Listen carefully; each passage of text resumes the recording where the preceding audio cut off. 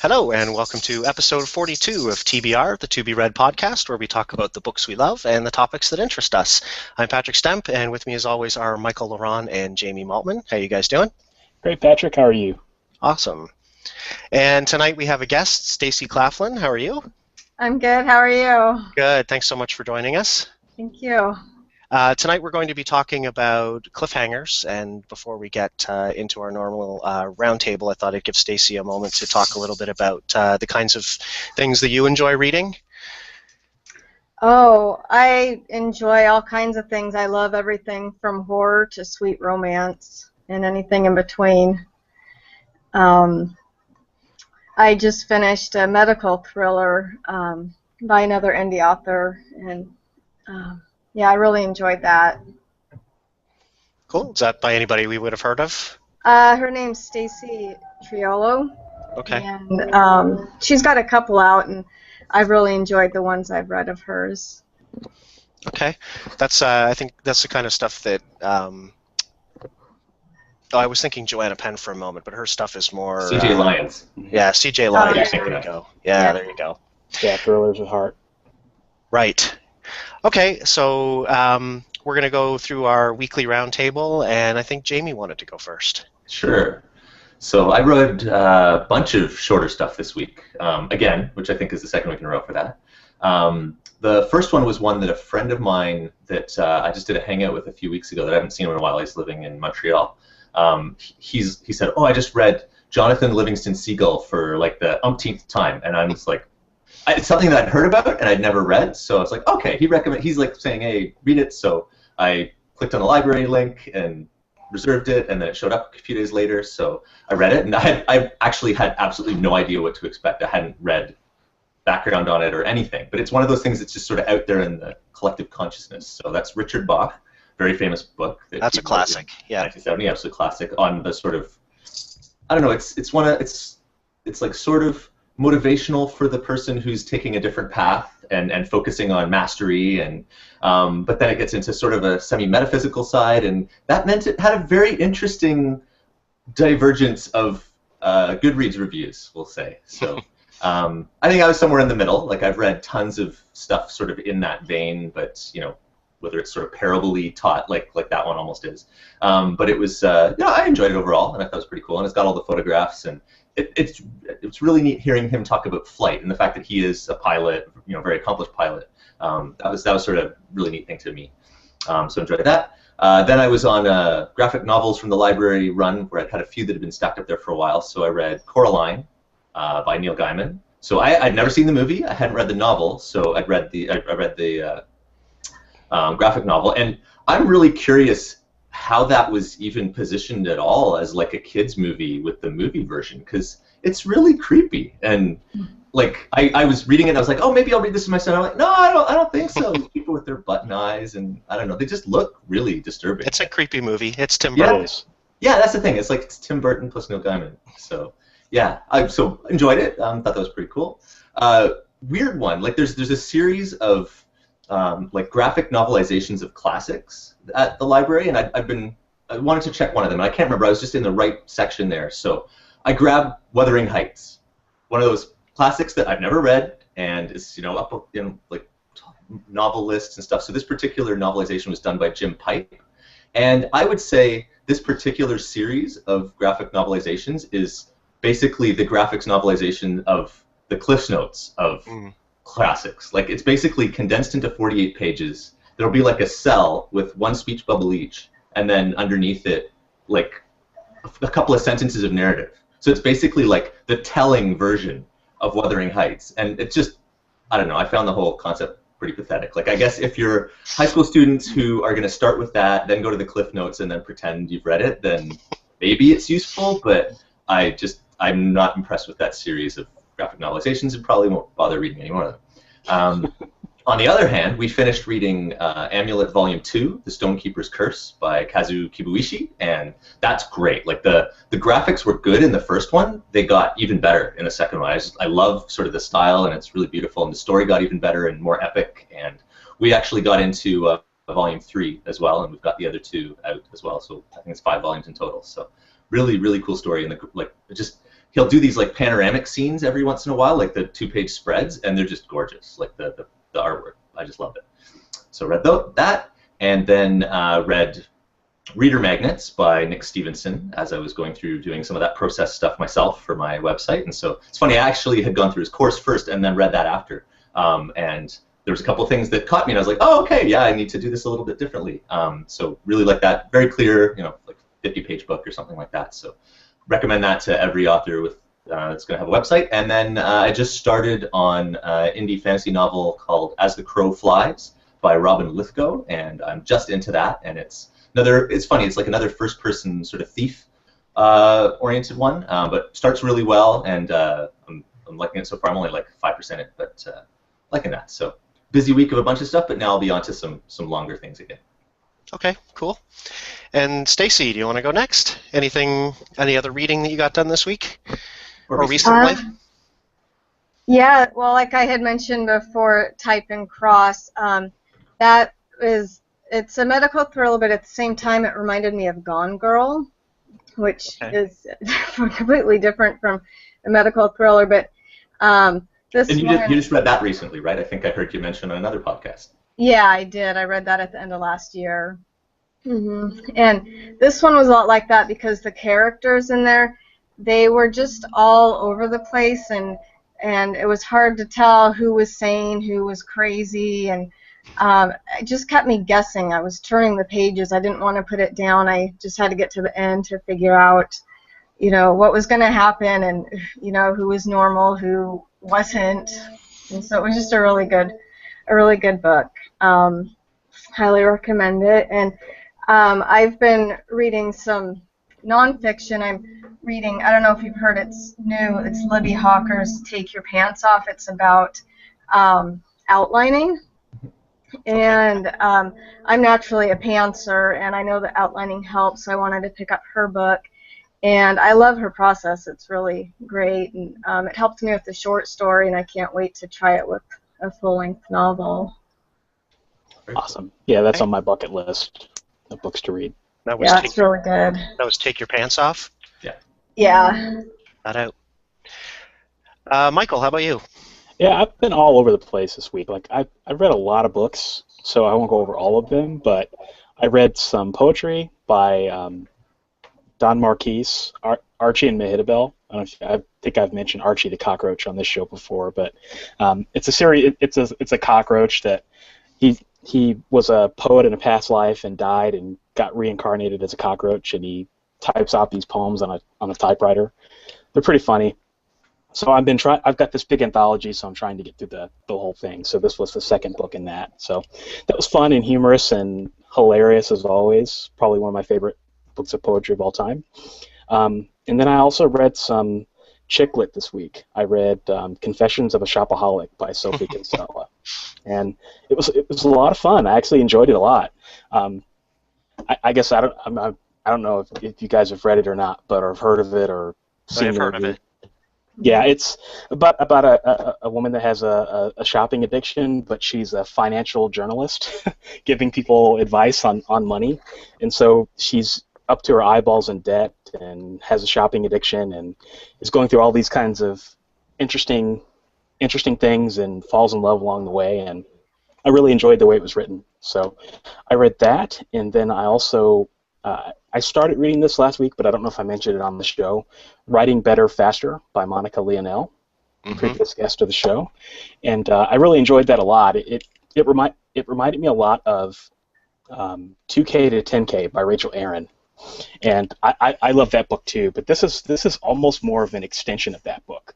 So she really gets down into the nitty-gritty of how she actually writes, how she tracks what she writes, and just techniques that you can use to write better, faster. So I used a lot of her spreadsheet ideas. I used that on my own. I didn't do a very good job of tracking my work, so I started doing that, and I'm really pleased with what's happened. So it'll be curious to see as I go along, months from now, how much better my writing process gets as a result. So I read that book and definitely can't recommend it enough if you guys haven't read that, and for anyone who's watching. So that's my week. How about you, Patrick? Good. Well, this is a week of not finishing anything, but still doing a lot of reading. So I started my reread of Good Omens by Neil Gaiman and Terry Pratchett. Probably my fourth or fifth read through of that. I started reading Catch Me If You Can by Frank Abagnale. You've probably seen the movie with Tom Hanks, Leonardo DiCaprio. Yeah, that's just one that I happened to kind of catch the corner of my eye as I was walking out of the library, and so I just kind of grabbed it on a whim. I also started rereading, so there's a lot of rereading going on right now. I picked up Clans of the Alphane Moon again, which is probably one of the first Philip K. Dick books that I ever read, and it's been a lot of years, and that's one that I wanted to check out again. And then I took the dive and got myself an Audible account, finally. Nice. So I went all in there and got the 2-credit account and grabbed Hitchhiker's Guide to the Galaxy because it's read by Stephen Fry, and I couldn't pass that up because I listened to a bunch of samples, and I think I kind of needed to ease into the whole audiobook thing because I really found it kind of distracting. I tried a sample of Will Wheaton reading Lock In by John Scalzi. I also tried the female narrator of that same book. Didn't really care for either, but I think it's just I need to get used to ebooks the audiobooks, and you can't go wrong with Stephen Fry. He's just got that voice, and it's the perfect book to listen to him read. So that's going really well. And with my second ticket or whatever they call it, I grabbed The Martian by Andy Weir, of course. Big surprise. As read by R.C. Bray. I've only listened to the first chapter of that so far. I'm really enjoying it.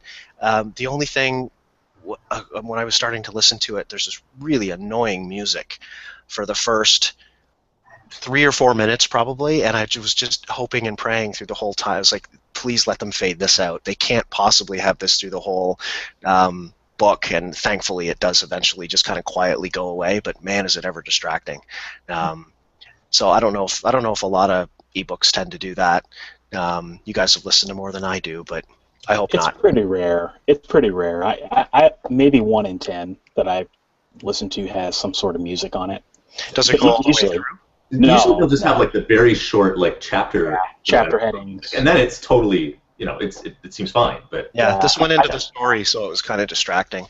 But so I didn't finish anything, but there's a lot going on. So cool. I'm sure next week I'll wrap a couple things off, and this is usually the point where I've been kicked off the podcast. So things are looking good so far. So I think, do we want to do another real quick roundtable? Michael, I think you have a book coming out soon? Yeah, I do.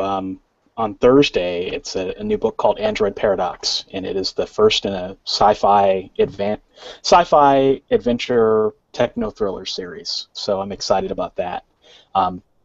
It's got a lot of androids, a lot of action, a lot of explosions, and it keeps you guessing throughout. So I'm excited about that. Okay, good. And I understand. Hold on a second. I'm not going to let you off that easy. I understand somebody else has another book out. Yeah, actually, I hit the publish button for the first time ever 2 days ago on it's a children's book called The Lonely Snowflake, and it's for kids probably 2 to 5 years, we figure. And I did the writing, and Anita Solver, who is a friend of the show and also a friend of ours, she did all of the illustrations. And so this is the first book I've ever done, and I think it's for her the first book that she's ever illustrated that wasn't in the capacity of a freelance. So it's all her, and so we're excited about that, and we're in Select for the next 90 days, so you can get that for free if you're in Prime. And I think Jamie has something coming too. Yeah, I've got a short story that'll be releasing on all the platforms, and finally going back wide again imminently. So my Alicia Arts Reborn sort of prequel story is going to be out there as well, and there will be some exciting stuff if people do check that out. So yeah, check it out. It'll be free when I get it up there. Cool. And since we did the three of us, Stacy, do you have anything new coming out soon? I've got a few things I'm working on, but I'm excited about my Gone trilogy. It's going to go wide next week. So. Oh, okay. Pulling out of Select? Yeah, I did really good with Select, actually, with the free days, but I really want to get out there and get on all the other platforms. I was in for 6 months, and now it's just, time to move on. Oh, that's good. Very cool. Cool. Okay, so we will move on to our topic, which is cliffhangers. So anybody have any initial thoughts on cliffhangers? No? I'll give you an example of for me of cliffhangers, and I think I've probably touched on this one before. So I guess the short version for me is I'm okay with a cliffhanger as long as it is not the primary storyline that ends on a cliffhanger. If you wrap up the main story and whether it's a subplot or just something else that ends on a cliffhanger, that I'm okay with. And the example for me was always The Knife of Never Letting Go by, I think, Patrick Ness. That was really enjoyed the first book in the series, and the primary villain and the hero and everybody comes together at the very end, and it just ends. Buy book 2 to find out how it continues, and I'm not having any of that. So that actually kind of lost me on the series. Like, wrap up the primary storyline, and then throw in a little cliffhanger on some other part of the story if you want to drive interest in the second book. That's kind of the short version for me. Yeah, I like it when the cliffhanger, when it has a purpose, but I'm like you, I don't like it when the author does it deliberately as a gimmick, and it's pretty obvious when they do that. But I don't mind cliffhangers. I mean, I like it when the author actually uses craft and technique and actually gets me to buy the next book. So that's just me. There's probably also a difference too if it's a standalone book, and of course then we also live in the world of serials too, right? So I think there you're maybe a little more able to do a cliffhanger, but you still have to wrap up the primary story question of that episode, I think. Mm-hmm. Yeah, what I love with cliffhangers, I love it when I just don't see it coming. Sometimes when you just think everything's going to wrap up nicely, and then something hits you, and all these things come together, and you're just like, oh, I should have seen that coming. I don't know if you've had that happen, but I mean, it just drives me nuts, but I love it at the same time. I think Johnny and Sean's last book, Invasion, if you guys have read that yet, I think kind of falls under that category where something's coming, but not, there's a bit of a twist there at the end, so it's kind of like that. But again, the primary point of the story has resolved itself, and then this extra thing happens. Yeah, a lot of their books are that way. I mean, Unicorn Western was that way. Yesterday's Gone. I mean, they're definitely modern masters of the cliffhanger. It's funny because my wife and I were just talking about Unicorn Western, for example, because the first book has a significant, it's still a complete story, but it has the most significant cliffhanger, I thought, of the series. Like, there was always a bigger story, and the story was building, but I think after, the first one was the first one that, and I guess in some cases that's the one you need to hook the most, right? Because once you're committed to the second and the third, you're more likely to go on if you keep doing it. But the rest of the series, they kept building on it. But that was the one that, this is funny because I was just talking to my wife about the topic before we came up, and she mentioned Unicorn Western right away. The one that came to my mind that sort of in a negative way, and I guess it's all about positioning, as long as you are clear that this is part of a bigger whole, then the cliffhanger's okay. It's if you just put this up there and there's no warning whatsoever, and you have, the reader has no idea, and they just read it and they get to the end, and then, oh, sorry, we're not even close to done. And that happened to me with a traditional published book with Terry Goodkind, who traditionally had, they were single novels in a sort of series that kept building and building and building. But his most recent 3, he's taken a much more thriller approach. And the first one was called The Omen Machine. And I didn't know that it was part of a new series or trilogy or whatever. And at the end of the first book, it was they finished something and then boom, it's done. And it was, I couldn't believe that, and I got kind of pissed off. And it's if I hadn't committed to these characters for the other 10 books or 13 books that he had before that, and they left, leaving them in significant peril kind of situation, or just out of it, and you don't know how they're going to get, sort of the next thing. So a question for you, Jamie, and anybody else who's read. So the Game of Thrones. Yeah. Having not read them myself, but I being aware of the series, I know there's like 100 characters and all these intertwined storylines. Do those books wrap up sort of primary storylines within each book, but there's still all these other? So there's not 30 cliffhangers in each book. No, like there's a bunch of stuff that's going to come, but there's like a major climactic event for the first book, and then huge sequence of stuff for the second book. So really, it's they're satisfying. The first two, and again, I've only read the first two so far, but the first two had satisfying endings. But there's a million stuff left and coming. Whereas the third to the fourth, or the fourth to the fifth, I can't remember, but I've heard about it. Basically, he had like a 2,000-page book, and they made him split it into two. And apparently, he took like half the viewpoints and put them in one, and half the viewpoints and put them in the other. So that one's a mess between the two of them. So by the end of the second one, you feel pretty good, but it's just imagine that it's not the best way to do it. Whereas in the show, they're doing it the right way because they don't have that same physical thing. But that's just a weird particular example.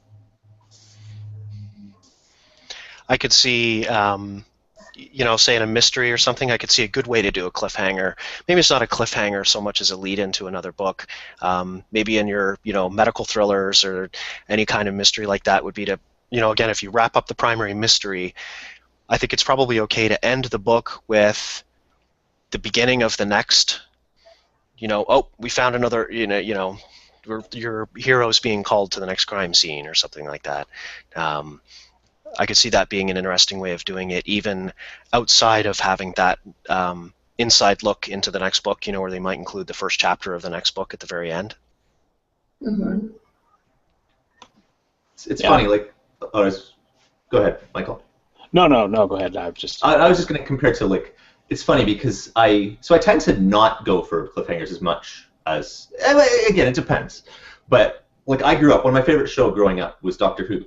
And the old Doctor Who format was the serialized half-an-hour episodes, and there was very definite cliffhangers, especially into the third and fourth Doctor. It's like definite peril. How's he going to get out of this? And then it's going to be the next episode. So that's I think there was more of that before, whereas now you tend to have more the complete episode of different things, and then a hook to draw into the next one. Unless it's a 2-part season finale or something like that. Whether it's, again, Doctor Who is set that way now, where it's 1 hour show rather than 4 or 6 or 8 episodes with cliffhangers at the of 22 minutes each. So I don't know if there's been a change where the old radio play and the old different formats would have more cliffhangers. Now it's more within the sort of indie publishing world. You hear about a lot of cliffhangers. And I don't know if you guys have been experiencing that more in the indie world than you were in the traditional published world. Yeah, I've been reading a lot of indie works the last 2-3 years, and there's a ton of cliffhangers. And I mean, I love it. I love series, and it's one thing I love about TV is a show that'll just, leave me itching for the next one. And that's one thing I love about the indie stuff I've been reading. And I've been trying to get more traditional in, and I'm finding more of the standalones again. And I like them. It's nice to have a story wrapped up too, but I love the feeling of a cliffhanger. It's just kind of exciting, kind of like being on a roller coaster. But another thing I've noticed, I've been reading more romance novels lately because I'm starting to write more contemporary romance. And what I love is how a series will follow different characters, and they'll bring in one of the characters kind of at the end, and you'll get to meet them, and you know that they're going to have the next story. It's not really a cliffhanger, but it gets you so that you want to read the next one because you want to find out, ooh, what's going to happen with these guys. Oh, that's cool. So they kind of take on the lead role in the next book? Uh-huh. And so it follows different couples, like sometimes brothers or friends or something. Well, that's an interesting way to do it, too, yeah. It's like the teaser at the end of the Marvel movie, right? Yeah. Samuel Jackson coming in. Yeah, that's pretty cool. I always forget about that. That's definitely a different way to do it. Yeah, it's not as strong, but I think it's equally effective. And then there's, if you just want the one story, then you can have the one story. But I like to get really invested, and so I think that's a good way to do it, bringing in the other characters. And I actually like in the way that I see it done in a lot of sort of epic fantasy series is the main story will end at the last chapter, but the epilogue is where those secondary characters or that other thing will all of a sudden, that's where you'll set this up, or you'll have that additional reveal. So it's the bridge rather than the main characters hanging off a cliff at the end of the episode. Right. So I love that. That I have zero issue with whatsoever. And I might just do that in my books a bit too. There's that like the horror thing where the last thing you see is the Freddy Krueger's hand coming up through the ground at the very, very end of the movie. That's not really a cliffhanger, though. You know he's coming back, right? Yeah. It's the bad guy that claws his way back over the edge of the cliff, right? Right. Yeah. I'm coming back. Yeah, I'm drawing blanks. I can't think of any other cliffhangers that I've read. I don't know why. I'm just... Well, I think a lot of, I mean, it's not, especially in the traditional publishing world, I think it's probably because it's not the norm, and probably for a reason. Well, and would a big part of that be publishing cycles, right? Like if you're going to make your readers wait on a cliffhanger for a year or two. Oh, longer than that, right? Yeah, way longer. Well, whereas now it can be a month or even less, depending on how fast you publish.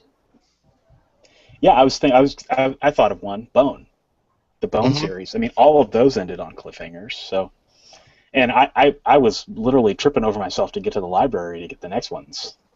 I think, I guess I haven't seen it as much in indie works, maybe because I'm not reading the right ones, other than the SPP guys, Sterling and Stone. But I tend to see it a lot more in graphic novels and comics. I could see really notice it there.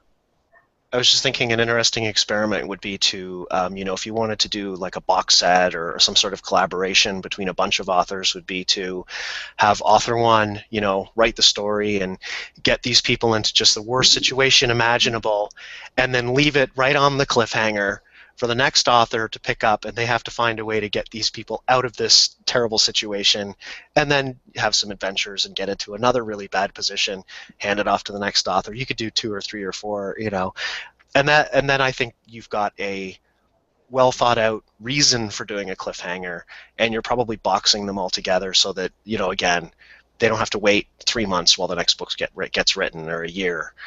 You just kind of release it. But then we can do this. Like, let's do this. It's like, so author A is trying to completely screw author B out of, okay, get them out of this, I dare you. And, of course, you're going to have to go back and look for things that may have been seeded into the first book that you can, you can't use a Deus Ex Machina or Machina. Yeah. So. Yeah, proper planning is really important. I was reading something the other day, and it's on a blog, and they were talking about how a good cliffhanger isn't at the climax. It's always after the climax. So you have your final battle, you have things start to wind down a little bit. That's when you throw the cliffhanger. If you throw it when they're in the middle of the final battle or they're fighting the villain, then it's not done right, and readers are going to hate you. Yeah. And I tend to agree with that. I think that's... Yeah. Well, I think it's not complete. Yeah, sorry. And the people who do it right, I think kind of understand that. If you look at, Lucas and Spielberg, and when they were doing, when Lucas did Star Wars and when they together did, Indiana Jones, I mean, they built both of those, especially Indiana Jones, I think, on the idea of the old serials that they used to see in the movie theaters that literally would end on a cliffhanger, right? Right. And although those movies were patterned on that, they did not end on a cliffhanger.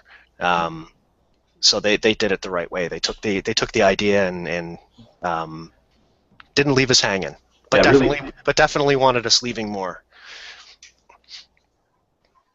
Really, indie almost flipped it on its head, where it's like you're completing the cliffhanger to start the movie, and then you have the movie kind of thing. Yeah. Right? Like. Yeah. So you're right. Which is a good way to do it. So. Yeah, absolutely. Well, it's interesting too, because that you brought something else up, Patrick, like having cliffhangers within the book. So like a lot of indie stuff that I've read, from chapter to chapter, it's almost like a cliffhanger. Like just the techniques, some guy walked in the room and it was her long lost sister. da da da. Got to turn the page, you know. Well, I think even better, I enjoy the ones where, especially if you have two parts of the story. So this chapter follows this plot line, and it ends on a cliffhanger. But the next chapter follows the other storyline, and then it ends on a cliffhanger, and then you get back to, you see that all the time, right? Yeah. Mm-hmm. And that definitely keeps you turning pages as well. Mm-hmm. Yeah. That's a very masterful way of writing, I think. Like, you know you're in good hands when you have an author that can do that and keep you turning without questioning, you know. Without noticing that's what they're doing. Exactly. Or noticing it and not caring anyway. Yeah. I always look to stop at the chapter break, and then at a really good book, I have to keep going because I have to know, because the chapter ended so well. And you can't just read the next chapter. You have to read through the next chapter and then get back to the plot line that you're... Yeah, exactly. I just remember what I was thinking of. There's because I'm like, someone was just talking about that particular topic. It was Howard Taylor on the Writing Excuses podcast was talking about, because they were talking about that chapter pacing and sort of hooking into the next chapter and that sort of thing. And he mentioned a particular Dean Koontz book. I don't remember the title offhand, but that particular one, it was like he was going to take you and grab you and hook you and then do it again and again, and he never let up. And he said he actually found that unfulfilling as a book because it was too exhausting. Like you need to balance that out, and you can do that for a little while, and then you need to rest. It's like maybe a little bit from Michael's tagline there today. But you need those pauses. You need those little rests to be able to make it, to make it really work well. Like otherwise, it's just like this nonstop adrenaline rush, and I don't know. For some people maybe like that, but I don't. I think I might get a little bit tired with it too. And it's funny actually mentioning those same Terry Goodkind books that I read, because he did up it to more like thriller pacing, and he'd have a lot of like something would drop in a conversation, end of chapter, and then the next chapter starts, and they continue the conversation after the big reveal. And there was just a ton of that where it was like chopped up, kind of thriller paced, and it was a bit weird. Like it's quite different from his earlier books, and it's like, hey, why not experiment stuff? But it's, you've got to be a little bit careful with that. It's like the masterful comes when it's got the pull and it's pulling you once in a while, but then settling you down and then pulling you again, right? Like that. I think that's when it works. Got to have the peaks and the valleys. Yeah. For sure. Yeah. It's all about pacing, And you can't master one part of the technique without having a mastery of the rest, And yeah, you don't want to get exhausted reading it, right? Exactly. You want to be excited, not exhausted. Yeah. So any final thoughts on Cliffhangers before we wrap it up? I think we're coming up on, if we haven't already passed, 30 minutes. No, I'm good. No, That's we're all good? I can think of. Okay. Well, thanks so much for joining us, Stacy. Thank you for inviting me. Great to have you. And would you like to tell our listeners, where's the best place to connect with you online and find your books? Probably my website, stacyclaflin.com. Got all my links there. And what do you write overall? Like you said you've got the one that's about to go wide, and I know you've got a few different tangentially related genres. Yeah, I have. It's mostly YA, and it varies from paranormal romance to contemporary suspense to contemporary romance. But there's suspense and in all of them. They're all kind of similar. I seem to have a pretty good following. People jump to the different genres with me to go for the ride. That's good. Okay. Well, thanks again for coming. Thank you.